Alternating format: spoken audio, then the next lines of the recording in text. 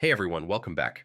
If your YouTube Shorts monetization isn't working, don't worry. This is a common issue for many creators. In this video, I'll explain why it happens and how to fix it step by step in 2026. Step 1. Check eligibility for Shorts monetization. YouTube Shorts monetization is different from regular videos. You need to be part of the YouTube Partner Program and meet the Shorts revenue criteria. If your account is new or your channel hasn't reached 1,000 subscribers and 4,000 watch hours, Shorts won't monetize yet. Step 2. Ensure your content meets guidelines. Shorts with reused content, copyright issues, or sensitive topics may not earn revenue. Always upload original advertiser-friendly content and avoid restricted material. Step 3. Check if your shorts are 60 seconds or less.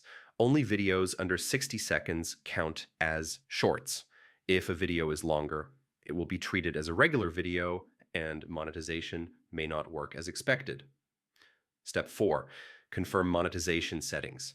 Go to YouTube Studio, Content, select your Short Monetization tab. Make sure all ad formats and Shorts revenue sharing are enabled. Sometimes settings reset after updates or edits. Step 5.